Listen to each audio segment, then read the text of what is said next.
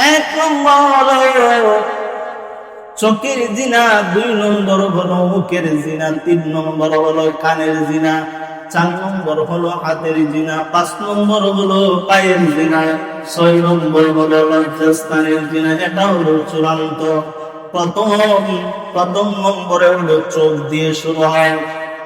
একটা পুরুষ যুবক হোক আর বিবাহিত অবিবাহিত, বেগানা নারীর দিকে যখন সে আকৃষ্ট হয়, জিনা করার জন্য যদি যায়, প্রথমে সে জিনা করে না, প্রথম তার চোখে জিনা করে, চোখ দিয়া তার নারীর প্রতি জন্মায়। চোখ দিয়া যদি দেখে বেগানা নারীর দিকে, এটা হলো চোখের জিনা। তারপরে যদি বেগানা নারীর সাথে মুখ দিয়ে কথা বলে অবৈধ কথা, তাহলে এটা হলো মুখের জিনা। 3 নম্বর হলো যদি কানে শুনি বেগানা নারীর অশ্লীল বায়ান কোনো কথা, এটা হলো কানের জিনা। 4 নম্বর হলো যদি হাত দিয়ে টাচ করে, এটা হলো হাতের জিনা। 5 নম্বর হলো গোপন স্থানের দিকে যদি হেঁটে হেঁটে যায়, এটা হলো পায়ের জিনা। এবং সর্বশেষ চূড়ান্ত হলো লজ্জাস্থানের জিনা। আরবিতে হলো হুব্বে দুনিয়া, বাংলাতে তার অর্থ হলো দুনিয়ার লোভ। বলেন কি? দুনিয়া লোভ। এটা কি মানুষের অন্তরের একটা রোগ, মানুষের অন্তরের একটা রোগ।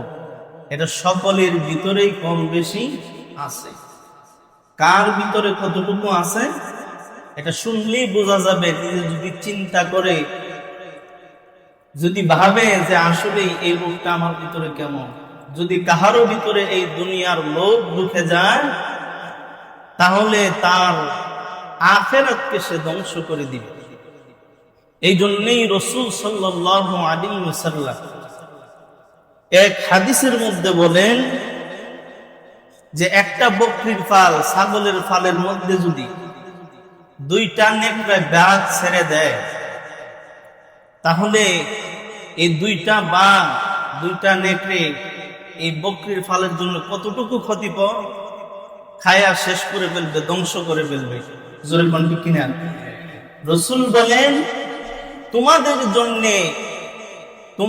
জন্য দুনিয়ার মহাব্বত এবং পদের লোভ, আত্মমর্যাদার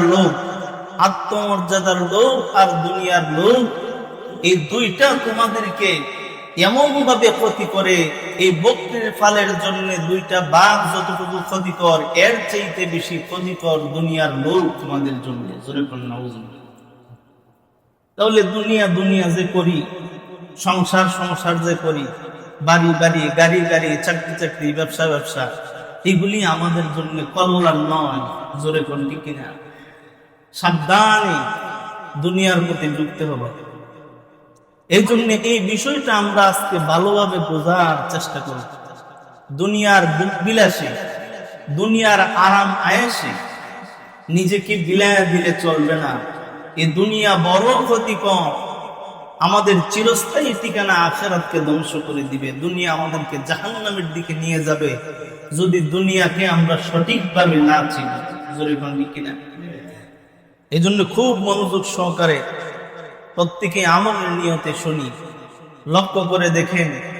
রাসূল সাল্লাল্লাহু আলাইহি সাল্লামের সাহাবী, ইসলামের দ্বিতীয় খলিফা, আমিরুল মুমিনিন, খলিফাতুল মুসলিমিন, হযরত ওমর রাদিয়াল্লাহু তাআলা যখন খলিফা, ওনাকে আয়েশা ওনার মেয়ে উম্মুল মুমিনিন হযরত হাফসা রাদিয়াল্লাহু তাআলা আনহা, যিনি রাসূলের স্ত্রী ছিলেন, ওমরের কন্যা, এই হাফসা রাদিয়াল্লাহু তাআলা আনহা হযরত ওমর রাদিয়াল্লাহু তাআলা আনহুকে প্রশ্ন করতেছেন যে আব্বা, এখন তো আপনি খলিফা, আমাদের ধন সম্পদের অভাব নাই, আপনার তো অনেক সম্পদ আছে, আপনি একজন খলিফা, আপনি এখনো কেন ভালো খাবার গ্রহণ করেন না, উত্তম নরম পোশাক পরেন না?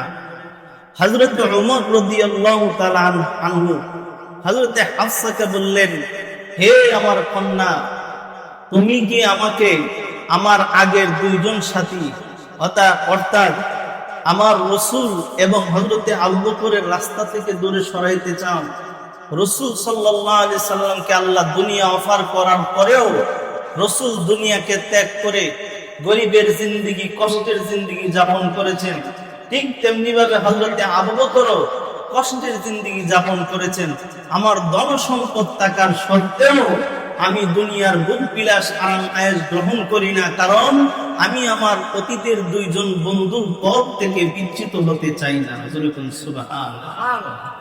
তাদের কাছে দুনিয়া ভোগ করার সুযোগ ছিল, কিন্তু ভোগ করেন নাই। আর আমরা দুনিয়ার জন্য এমন পাগল হয়ে গেছি যে হালাল হারাম, বৈধ অবৈধ কোনো কিছুর দাঁড়াদারি না, ভোগ করতে পারলেই শান্তি। নাউজুবিল্লাহ বলেন। দুনিয়ার লোক প্রথমত দুই প্রকার। বলেন প্রথমত কয় প্রকার?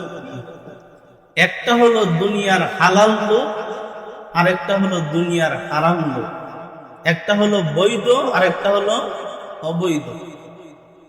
দুনিয়ার হারাম লোকটা আগে আমরা আলোচনা করব, তারপরে দুনিয়ার হালাল লোকটা আলোচনা করব। দুনিয়ার হারাম লোক, দুনিয়ার প্রতি লোভ সকলেরই আছে না নাই? আর একটু জোরে বলেন। এমন কোন মানুষ নাই যে বলতে পারবে দুনিয়ার প্রতি আমার লোভ নাই। টাকা পয়সা, বাড়ি গাড়ি, ধন সম্পদ, খাবার, পোশাক আশাক, এই সবগুলির প্রতি লোভ আছে না নাই?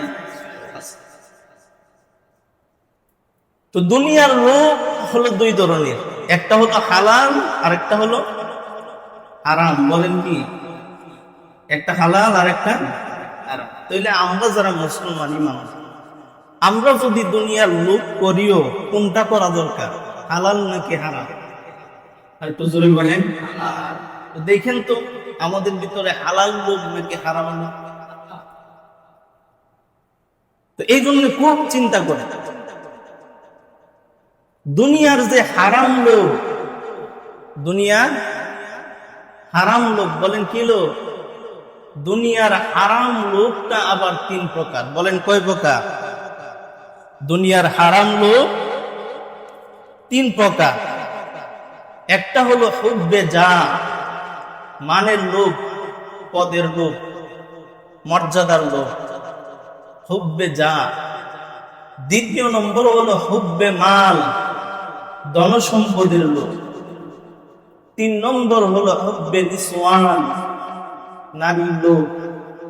এই তিনটা লোভ হলো হারাম লোভ। বলেন কি লোভ? হারাম লোভ। লক্ষ্য করে দেখেন, দুনিয়ার যে হারাম লোভ, এক নম্বর হলো হুব্বে যা, আরবিতে।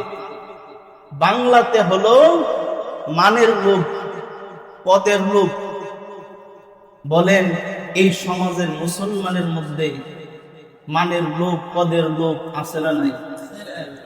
লক্ষ্য করে দেখেন। এই পদের লোভের ব্যাপারে আল্লাহ পাক রব্বুল আলামিন কোরআন শরীফের মধ্যে বলেন, তিলকা দারুল আখিরাতু নাজআলুহা লিল্লাযীনা লা ইউরিদুনা উলুওয়ান ফিল আরদি ওয়ালা ফাসাদা ওয়াল আকিবাতু লিল মুত্তাকিন। আল্লাহ পাক রব্বুল আলামিন আখিরাতে তাদের জন্য ঘর রেডি করে রাখবেন, তাদের জন্য ঘর বানায় রাখবেন, অর্থাৎ জান্নাত দিবেন তাদেরকে যারা দুনিয়াতে বরত্ব করে না এবং পদের লোভ করে না, যারা দুনিয়াতে বরত্ব করে না এবং ফাসাদ সৃষ্টি করেন না, তাদেরকে আল্লাহ পাক রব্বুল আলামিন আখিরাতে জান্নাত দান করবেন। সুবহানাল্লাহ। তাহলে পদের লোভ দেখবেন সবার ভিতরে আছে। একটা দায়িত্বই পালন করতে পারে না, সে আরেকটা সভাপতি হওয়ার জন্য পাগল। জোরে বলেন ঠিক কিনা? হ্যাঁ, দেখবেন এক লোক, সে মসজিদেরও সভাপতি, সে স্কুলেরও সভাপতি, সে হলো কবরস্থানেরও সভাপতি। আমরা গত কিছুদিন আগে, কয়েক বছর আগে এমনও দেখছি সে আবার টয়লেটেরও সভাপতি। এমন পদের লোক ভিতরে ঢুকছে। একটা দায়িত্বই সে পালন করতে পারে না, কিন্তু আরো দায়িত্ব নেওয়ার জন্য পাগল। বলেন এরকম পদের লোক, নেতাগিরির লোক আমাদের সমাজে আছে না নাই? এটা হলো দুনিয়ার হারাম লোক। রাসূল সাল্লাল্লাহু আলাইহি ওয়াসাল্লাম হাদিস শরীফের মধ্যে বলেন যে কেউ যদি এমন হয় যে তাকে মানুষ সভাপতি, নেতা, সর্দার মানতে চায় না, প্রধানমন্ত্রী মানতে চায় না, কিন্তু সে জোর করে থাকে, কি করে থাকে? জোর করে থাকে, পথ ছাড়তে চায় না। রাসূল সাল্লাল্লাহু আলাইহি সাল্লাম বলেন হাসরের ময়দানে আল্লাহ পাক রব্বুল আলামিন এই সমস্ত নেতা এবং খেতার দিকে রহমতের নজরে তাকাবেন না। তাহলে আল্লাহ যদি রহমতের নজরে না তাকান, এই লোকের নাজাতের কোন ব্যবস্থা আছে? এই জন্য পদ পদবি নিয়ে সাবধান। অযোগ্য লোক ক্ষমতায় গেলে সে নিজেরও ক্ষতি করে, জনগণেরও ক্ষতি করে। জোরে কোন ঠিক কিনা? অযোগ্য লোক ক্ষমতায় গেলে সে নিজেও ক্ষতিগ্রস্ত হয়, তার অধীনস্থদেরকেও ক্ষতিগ্রস্ত করে। যেমন লক্ষ্য করে দেখেন, ইমামতি একটা পদ, জোরে কোন ঠিক কিনা? ইমামতি একটা পদ। এখানে যদি যোগ্য ইমাম যায়, সে ইমামতি করলে সে আল্লাহর কাছে সওয়াব পাবে, আখিরাতে সে নিজেও নাজাত পাবে। কিন্তু অযোগ্য লোক, যার সূরা কেরাত ঠিক নাই, মাসআলা মাসাইল ঠিক নাই, এমন লোক যদি ইমামতি করে, সে নিজেও জাহান্নামে যাবে, তার মুসল্লিদেরকেও জাহান্নামে নিয়ে যাবে। জোরে কোন ঠিক কিনা? এই জন্যেই অযোগ্য লোক ক্ষমতায় যাইলে নিজেরও ক্ষতি করে, তার অধীনস্থদেরকেও ক্ষতি করে। এই জন্য অন্যায়ভাবে ক্ষমতা ভোগ করা, মান সম্মানের লোভে যে মানুষ আমাকে বড় নেতা বলবে, বড় সর্দার বলবে, বড় এই বলবে সেই বলবে, নিজে এটার যোগ্য না কিন্তু জোর কইরা এই ক্ষমতা নেয়, এটা হলো দুনিয়ার হারাম লোক। জোরে কোন ঠিক কিনা? এটা দুনিয়ার হারাম লোক। এটা হালাল নাকি হারাম? হারাম। এটা হলো হুব্বে জাহ, নিজে যেটার উপযুক্ত না এটা কামনা করে। আমি যেই পদের, যেই জায়গার যোগ্য না এটা আমি নিতে চাই, আর এমন ভাবে নিলেই এটা দুনিয়ার হারাম লোক। বলেন কি লোক? এক নম্বর হলো পদের লোক, মানের লোক। দুই নম্বর হলো হুব্বে মাল, ধন সম্পদের লোক। বলেন কিসের লোক? বলেন সবাই। ধন সম্পদের লোক সবারই কম বেশি আছে না নাই? আছে। চুরে চুরি করে কিসের লোভে? আর দুজনে বলেন সম্পদের লোভে। ডাকাতে ডাকাতি করে সম্পদের লোভে। সন্ত্রাসে সন্ত্রাসী করে সম্পদের লোভে। দুর্নীতিবাজ দুর্নীতি করে কিসের লোভে? সম্পদের লোভে। এইগুলি হলো চুরি করে, ডাকাতি করে, তারপরে হলো সন্ত্রাসী করে, চাঁদাবাজি করে সম্পদ আহরণ করা, এটা হলো দুনিয়ার লোভ। বলেন কিসের লোভ? দুনিয়ার লোভ। লক্ষ্য করে দেখেন যে সুদ খায়, এটা কিসের লোভে খায়? বেশি মুনাফার লোভে খায়। যে ব্যবসার মধ্যে মিক্স করে দুর্নীতি করে, কিসের লোভে? বেশি লাভের লোভে। এই জন্য দুনিয়ার লোভ সব জায়গার মধ্যেই আছে, এটা বাচ্চা চলতে হবে। জোরে কোন ঠিক কিনা? পাইলেই খাওয়া যাবে না, থাকলেই দেখলেই এটাতে ছোঁয়া যাবে না, হয়তো এটার মাধ্যমে তোমার আখিরাত ধ্বংস হয়ে যাবে। এই জন্য দুনিয়ার লোভ। দুই নম্বর হলো হুব্বে মাল, এটা হলো অবৈধ ধন সম্পদের লোভ। অবৈধ ধন সম্পদের লোভ, এটা হালাল নাকি হারাম? আর বুঝলে বলেন। অবৈধভাবে ইনকাম করা, অবৈধভাবে ধন সম্পদ জোগাড় করা, অবৈধভাবে জায়গা সম্পত্তি জবরদখল করে নেওয়া, চাঁদাবাজি সন্ত্রাসী করে নেওয়া, এগুলি কি হারাম? বলেন কি হারাম? এটা হলো দুনিয়ার লোভ, হারাম লোভ দ্বিতীয় প্রকার। দুনিয়ার হারাম লোভ তিন নম্বর হলো হুব্বে নিসওয়ান, নারীর লোভ। বিবাহিত পুরুষ যারা, তাদেরও অবৈধ নারীর প্রতি লোভ। যারা অবিবাহিত পুরুষ আছে, ছেলে আছে, যুবক আছে, তারাও নারীর প্রতি অবৈধ লোভ আছে না নাই? আর বুঝলে বলেন বহুত আছে। এই জন্য আসুন লক্ষ্য করে দেখুন, হুব্বে মা হুব্বে দুনিয়া হলো তিন প্রকার। এক নম্বর হলো হুব্বে জাহ, মানের লোভ। দুই নম্বর হলো হুব্বে মাল, ধনের লোভ। তিন নম্বর হলো হুব্বে নিসওয়ান, নারীর লোভ। অবৈধভাবে নারী ভোগ করা।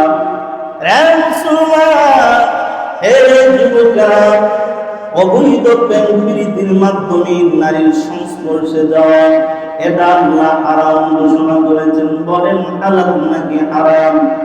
এটা মারাত্মক বড় হারাম, এটা তোমার জন্য বড় ক্ষতিকর। এই জন্য মুসলমান ভাইরা আমার, দুনিয়ার হারাম তিন প্রকার। 3 নম্বরটা হলো বেনিসওয়ান নারীর লোক, যারা বিবাহিত নয়, অবিবাহিত যুবক যারা, তারাও নারীর প্রতি যেমন লোক। দেখা যায় অনেক পুরুষ বিবাহিত হওয়ার পরেও তারা ভিন্ন নারীর প্রতি লোক। এটা বড় মারাত্মক বড় একটা রোগ, এটা অন্তরের কঠিন বড় একটা ব্যাধি। যদি অন্তরের মধ্যে থাকে তাহলে দুনিয়া আখিরাত সব ধ্বংস করে দিবে। এই জন্য লক্ষ্য করে দেখেন, দুনিয়ার হারাম 3 নম্বর হলো নারীর লোক। এই নারীর লোক, নারীকে মানুষ ভোগ করে, বিবাহিত লোক অবিবাহিত 6 ভাবে নারীকে ভোগ করে। বলেন কয়বার? দেখবেন এই রোগ আমাদের ভিতরে, কার ভিতরে কোনটা আছে না নাই নিজেই ধরতে পারবেন। যদি মনে করেন নিজে এই রোগে ভুগি, তাহলে চিকিৎসা করতে হবে। আর যদি চিকিৎসা না করা হয়, এই নারীর লোক আপনাকে জাহান্নামী বানায় ছাড়বে। দুনিয়ার মধ্যে মানুষ যারা আছে, পুরুষ যারা আছে, নারীর প্রতি তাদের 6 ভাবে তারা নারীকে ভোগ করতে চায়। 1 নম্বর হলো, আল্লাহর নবী বলেন, 1 নম্বর হলো চোখের দ্বারা নারী ভোগ করে, 2 নম্বর হলো মুখের দ্বারা নারী ভোগ করে, 3 নম্বর হলো কানের দ্বারা নারী ভোগ করে, 4 নম্বর হলো হাতের দ্বারা নারী ভোগ করে, 5 নম্বর হলো পায়ের দ্বারা নারী ভোগ করে, 6 নম্বর হলো লজ্জাস্থানের মাধ্যমে নারী ভোগ করে। নাউযুবিল্লাহ। হাদিসের ভাষায় এটাকে 1 নম্বর হলো চোখের জিনা, 2 নম্বর হলো মুখের জিনা, 3 নম্বর হলো কানের জিনা, 4 নম্বর হলো হাতের জিনা, 5 নম্বর হলো পায়ের জিনা, 6 নম্বর হলো লজ্জাস্থানের জিনা। এটা হলো চূড়ান্ত। প্রথম নম্বরে হলো চোখ দিয়ে শুরু হয়।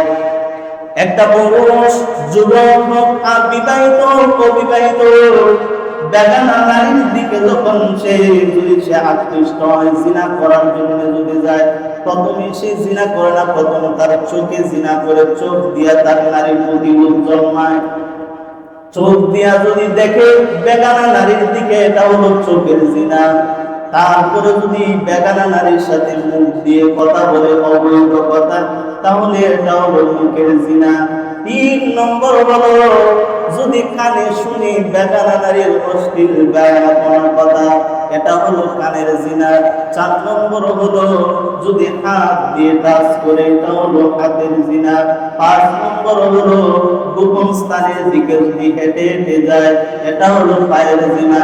এবং সর্বশেষ চূড়ান্ত হলো লজ্জাস্থানের জিনা।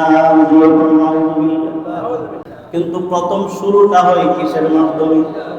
চোখের মাধ্যমে। এই জন্যই আল্লাহ পাক রব্বুল আলামিন মুমিনদেরকে ডাক দিয়ে বলছেন, হে মুমিনেরা, সর্বপ্রথম সুন্নাহ তোমাদের নজরের ইবাদত করো, নজরের পর্দা করো। শুধু মহিলার জন্য পর্দা না, পুরুষের জন্য পর্দা আছে। মহিলা মা বোনদের জন্য পর্দা হলো তাদের মাথার চুল থেকে নিয়ে পায়ের নখ পর্যন্ত চদর তার কাপড় দিয়ে আবৃত করে রাখবে, ঘরে এবং বাহিরে বেগানা পুরুষের সামনে। এটা হলো মহিলার জন্য পর্দা। আর পুরুষের জন্য পর্দা হলো সে তার নজরকে সব সময় নিচের দিকে নামায়া রাখবে। তাহলে উঠবে নিসওয়ান নারীর লোক পুরুষের ভিতরে আসে 6 ভাবে। বলেন কয়ভাবে? হয়তো চোখ দিয়া, না হয় মুখ দিয়া, না হয় কান দিয়া, আর না হয় হাত দিয়া, আর না হয় লজ্জা পা দিয়া, না হয় লজ্জাস্থান দিয়া। যে কোনো একটা মাধ্যমেও যদি আপনি যদি নারীর বেগানা নারীর সঙ্গে যদি কানেকশন থাকে, আপনি কথা বলেন না, হাত দিয়া ধরেন না, শুধু দেখেন আপনার ভিতরে নারীর লোক। আপনি শুধু দেখেন না, আপনি তার সঙ্গে কথা বলেন, আপনার ভিতরে নারীর লোক। দ্বিতীয় পর্যায়ে আপনি শুধু কথা বলেন না, তার কথা শুনেন। আপনার নারীর লোক তৃতীয় প্রকারে, আপনি হাত দিয়া ধরেন, আপনি পা দিয়া নারীর দিকে যান, আপনি লজ্জাস্থানের মাধ্যমে জিনায় লিপ্ত হন, তাহলে আপনি চূড়ান্ত পর্যায়ের নারীর লোভী। এরকম নারীর লোভ করা, বেগানী নারীর সঙ্গে এই সমস্ত কার্যকলাপ করা, এটা মুসলমানের জন্য হালাল নাকি হারাম? এটা হলো দুনিয়ার লোভ। 3 নম্বর করেন। 1 নম্বর দুনিয়ার লোভ বললাম, লক্ষ্য করে দেখেন কার ভিতরে কোনটা আছে। 1 নম্বর বললাম মানের লোভ, অর্থাৎ পদের লোভ। নিজে যেটার যোগ্য না এবং পদের যোগ্য হতে চায়, নিজে একটা পদ থাকলেও আরেকটা পদ নিতে চায়, নিজেকে কামনা বাসনা হলো আমি যদি সভাপতি, নেতা, আমি যদি চেয়ারম্যান, মেম্বার, এমপি হতে পারতাম।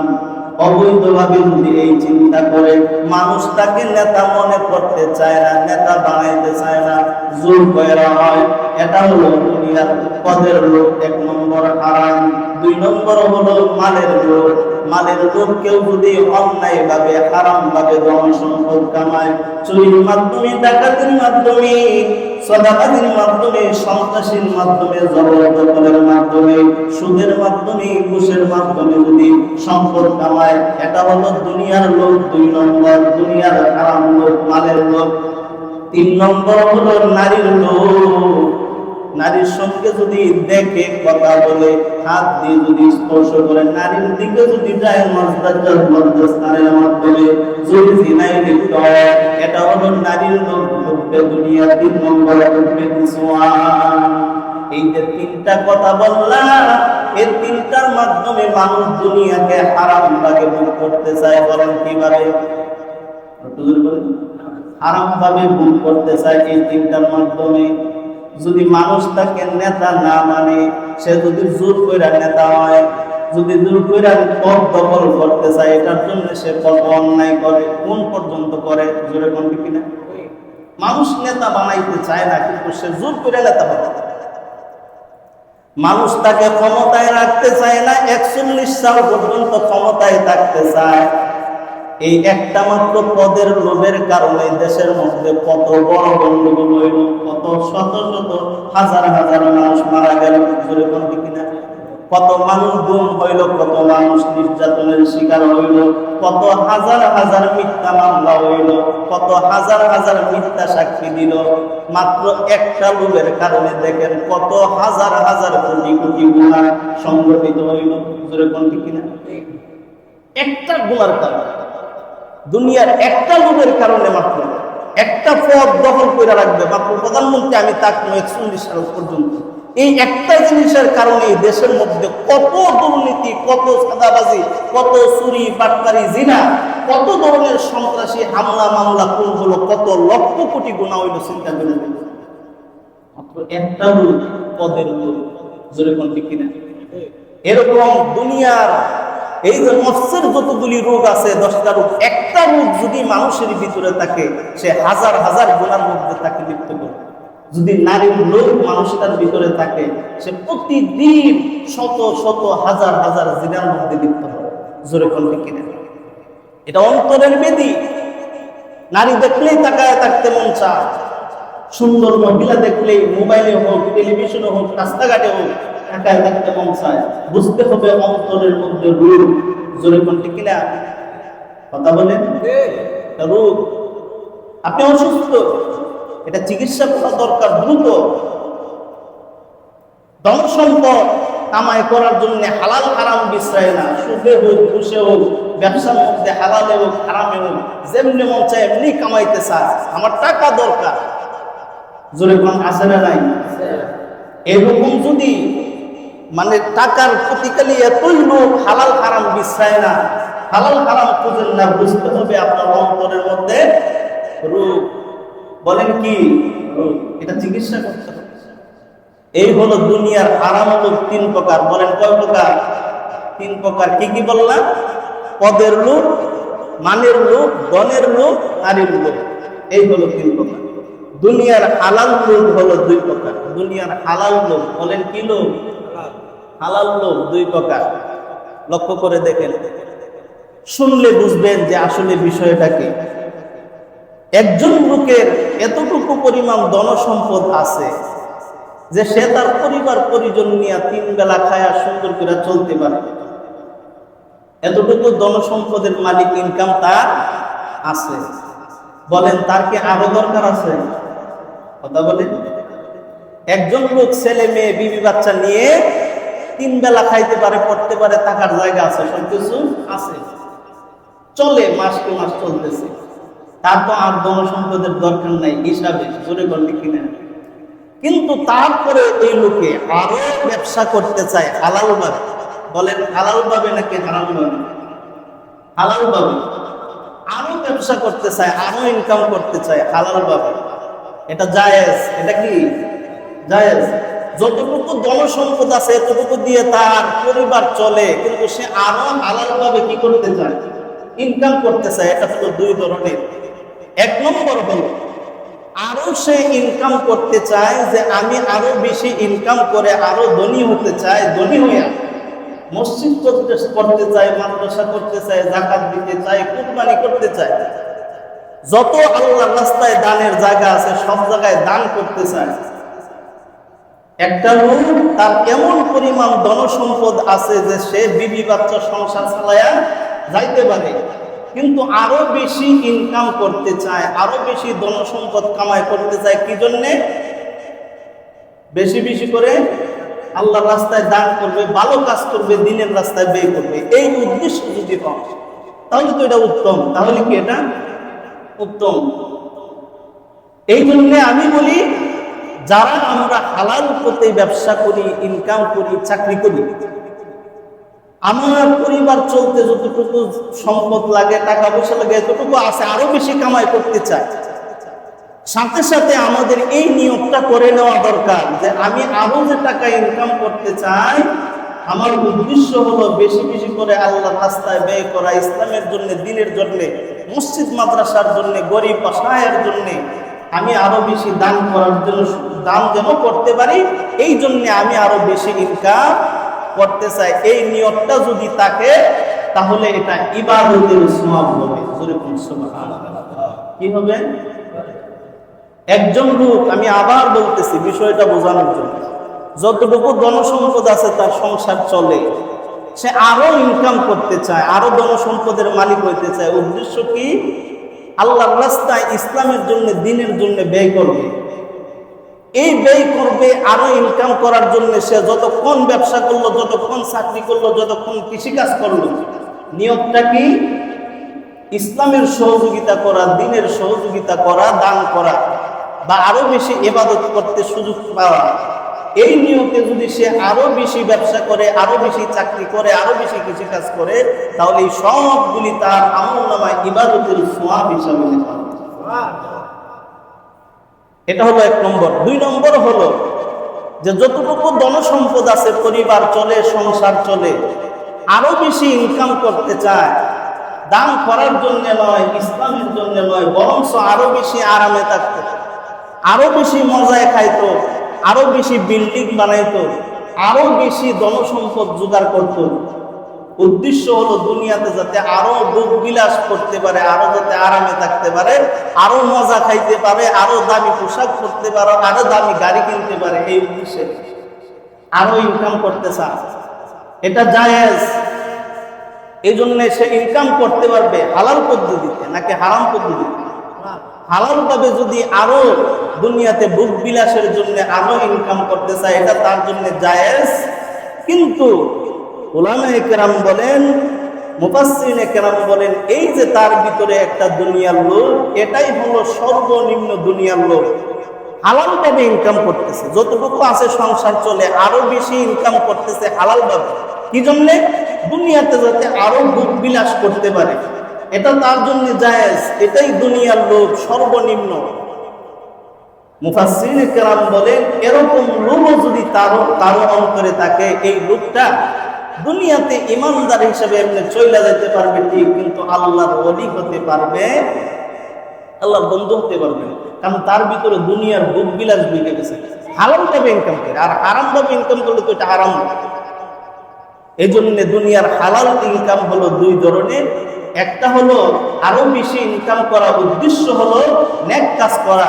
আর 2 নম্বর হলো আরো বেশি ইনকাম করা, উদ্দেশ্য নেক কাজ নয় কিন্তু হালাল ভাবে ইনকাম করে, এটাও তার জন্য জায়েজ। এমন যদি হয় তাহলে সে দুনিয়াতে আল্লাহর ওলি বন্ধু হতে পারবে না, কিন্তু জায়েজ। আর দুনিয়ার হারাম ইনকাম হলো, দুনিয়ার হারাম লোক হলো 3 ধরনের। একটা হলো মানের লোক, 2 নম্বর হলো দলের লোক, 3 নম্বর হলো নারীর লোক।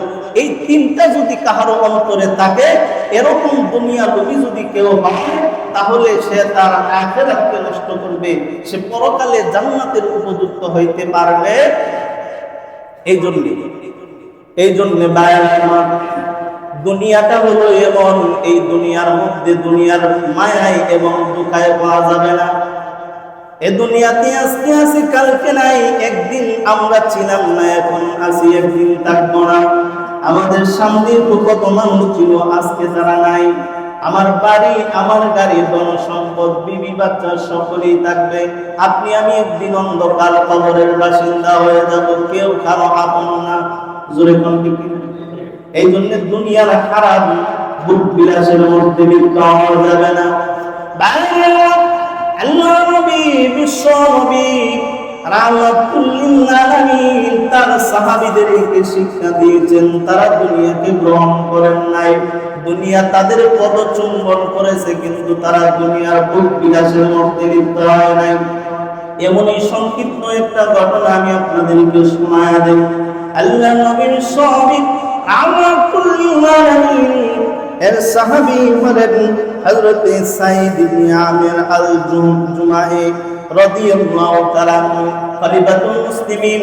ওনাকে ইসলামের দ্বিতীয় খলিফা হযরত ওমর রাদিয়াল্লাহু তাআলা ডাক দিয়ে বলেন, হে আমির আল-জুমাহি, আমি তোমাকে সিরিয়ার একটা অর্থনৈতিক রাজধানীর শহর আছে যার নাম হলো হিম শহর, এই হিম শহরের গভর্নর আমি তোমাকে বানাতে চাই, তুমি ওই জায়গার মধ্যে যায় গভর্নর হইবা। হযরত আমির আল-জুমাহি সর্বপ্রথমই উনি অনীহা প্রকাশ করলেন, না, এত বড় আমি দায়িত্ব নিতে চাই না। হযরত ওমর বললেন, সকল দায়িত্ব কি আমি একা পালন করব, তোমাদের কি কোনো দায়িত্ব নাই? তোমরা সাহাবীরা সকলেই শুধু দায়িত্ব থেকে পলায়ন করো। মুসলমানরা অনেক বোঝানোর পরে উনি রাজি হলেন এবং হিম শহরের গভর্নর হইয়া ওই জায়গায় দায়িত্ব গ্রহণ করলেন। ইসলামী খেলাফতের আন্ডারে সিরিয়ার একটা অর্থনৈতিক রাজধানী হিম শহর, ওই জায়গার মধ্যে উনি বসবাস করতে লাগলেন, গভর্নরের দায়িত্ব পালন করতে লাগলেন। কিছুদিন পর ওই জায়গা থেকে একটা কাফেলা আসলো মদিনায়। হযরত ওমর রাদিয়াল্লাহু তাআলা দরবারে ওই জায়গার কিছু উর্দুস্থানীয় নেতৃবর্গ, সরকারি কর্মচারী আসলেন মদিনায়। হযরত ওমর রাদিয়াল্লাহু তাআলা হিম শহরের খোঁজ খবর নিলেন, সকলের সম্পর্কে হাল হাকিকত জানলেন।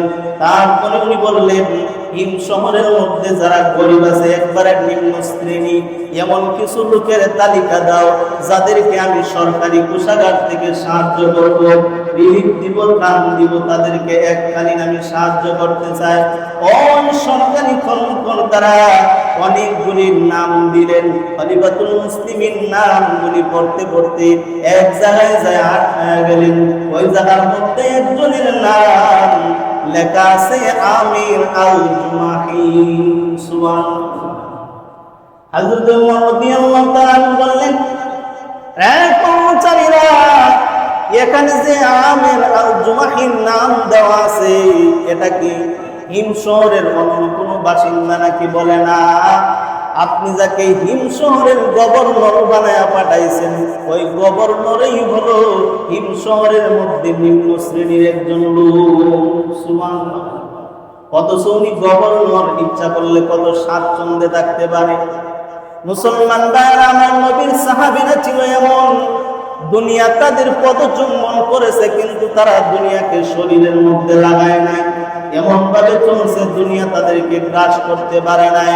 মুসলমান ভাইয়েরা আমার, হযরত ওমর রাদিয়াল্লাহু তাআলা যতজন গরিবের নাম দিলেন, প্রত্যেকটা গরিবের জন্য এক একটা স্বর্ণের মুদ্রার তলা একটা ব্যাগ দিয়া তাদেরকে দিলেন, যে এক একজনকে দিয়া দিবা। ওই সমস্ত কর্মকর্তা সিরিয়ায় যায়, হিম শহরে যায়, সকলকে যত গরিব আছে যাদের যাদের নাম আছে মিষ্টি ধরে ধরে প্রত্যেকের বাসায় স্বর্ণের মুদ্রার তরিটা ব্যাগটা পৌঁছায় দিলেন। এক পর্যায়ে গেলেন আমির আল জুমাহির বাড়িতে যায়, দরজায় নক করলেন। উনি দরজা খুলে সালাম দিলেন, আর সরকারি কর্মকর্তারা ওনার হাতে স্বর্ণ মুদ্রার তলাটা তলিটা দিল, ব্যাগটা দিল। হযরত আমির আল জুমাহি রাদিয়াল্লাহু তাআলা এত বড় দুনিয়া বিমুখ একজন সাহাবী ছিলেন, উনি ঘরের মধ্যে নিয়ে ব্যাগটা তুললেন। তাকায় দেখে খলিফার পক্ষ থেকে অনুদান হিসাবে স্বর্ণের মুদ্রার একটি ব্যাগ তার কাছে চলে এসেছে। মুসলমান ভাইরা আমার, উনি ছিলেন ওই শহরের গভর্নর। ব্যাগটা যখন খুলছে স্বর্ণ মুদ্রা দেখার সঙ্গে সঙ্গে ইন্না লিল্লাহ বলে একটা চিৎকার মারছে, এমনি বেবি দৌড়ে আসছে। স্বামী আমার, আপনি কেন এত অস্থির হয়ে গেলেন? ইন্না লিল্লাহ বলে চিৎকার মারলেন। মদিনা থেকে রাষ্ট্রের কর্মচারীরা আসলো, তারা কি আপনার কাছে খলিফার মৃত্যুর সংবাদ নিয়ে আসছে নাকি? হযরত ওমর কি ইন্তেকাল করছে নাকি? বলে না না, তার চাইতে আরো বড় বিপদ আমার ঘরে আসছে। বলে কিসের বিপদের সংবাদ? মুসলিম কোন বাহিনী কোথাও কোন পরাজিত হত্যাকাণ্ডের শিকার হয়েছে নাকি? হযরত আমির আল জুমাহি বলে, হে দুনিয়া আমার, তার চাইতে বড় বিপদ আমার ঘরে আছে। বলে বড় বিপদ কি? বলে বড় বিপদ হলো আমার ঘরের মধ্যে দুনিয়া এসে প্রবেশ করেছে। এমন গরিব একজন মানুষ একটা মাত্র পোশাক মাসে একবার দৌড় করে নিজের কাজ নিজে করে, অথচ রাষ্ট্রের একজন গভর্নর খলিফার পক্ষ থেকে হাদিয়া আসছে তা গ্রহণ করা তার জন্য 100% বৈধ। তারপরেও উনি ডাক দিয়ে বলে, হে বিবি আমার, এই দুনিয়া যদি আমার ঘরে থাকে তাহলে আমাকে ধ্বংস করবে। তুমি তাড়াতাড়ি যাও, এই দুনিয়াটা নিয়া হিম শহরের মধ্যে যত গরিব এতিম এবং বিধবা আছে তাদের কাছে নিয়ে দান করে আসো। বিবি ডাক দিয়ে বলেন, হে স্বামী, আপনি টেনশন হবেন না, ধৈর্য ধারণ করেন, আমি এটা এখনই নিয়ে যাচ্ছি। শহরের এক দিক দিয়ে প্রবেশ করব, অন্য দিক দিয়ে আবার চলে আসবো, সবগুলি দান করে দিব। সুবহান! কেমন স্বামী, কেমন বিবি, যার দুনিয়ার প্রতি কোনো লোভ নাই। এটা হাদিয়া আসতে গ্রহণ করা 100% বৈধ ছিল, তারপরও এটা তারা পরিত্যাগ করছে, দুনিয়াকে তারা বিটতে দেয় নাই। কিন্তু আজকে আমরা মুসলমান, আমরাও হলাম ইমানদার, আমরাও হলাম নবীর উম্মত। দুনিয়া আসলে হালাল না হারাম এটা দেখি না, কত অবৈধভাবে হারাম ভাবে সুদ ভিত্তিক ব্যাংকের থেকে লোন উড়াই, ঋণ উড়াই, একবারও চিন্তা করি না আমি তো হারামের মধ্যে লিপ্ত। কতভাবে অন্যায় ভাবে অবৈধভাবে বিভিন্ন ভাবে ইনকাম করতেছি, একটা বারো চিন্তা করি না এটা আমার জন্য হালাল নাকি হারাম। আমি আমার সন্তান, আমার বিবিকে আমি কি খাওয়াচ্ছি, এই অনুভূতি চেতনা আমাদের মধ্যে নাই। দুনিয়ার মধ্যে এমন ভাবে ঢুকে গেছে, এই দুনিয়া হলো একটা বাঘ, এই দুনিয়া হলো বাঘ, যেই বাঘ আপনাকে একবারে ধ্বংস করে যাবে। এই জন্য দুনিয়ার লোভ, দুনিয়ার অবৈধ লোভ, এটা অন্তরে থাকলে নিজের দুনিয়া আখিরাত ধ্বংস হবে। জোরে বলেন ঠিক কিনা? আপনারা কি আমার কথা বুঝতে পারছেন? এই জন্য আমাদের কারোর মধ্যে যদি সমস্যা থাকে, হারাম থাকে, অবৈধ পন্থার ইনকাম থাকে, এইগুলি পরিত্যাগ করা দরকার। জোরে বলেন ঠিক কিনা? আল্লাহ আমাদেরকে হেদায়েত দান করেন, আমিন।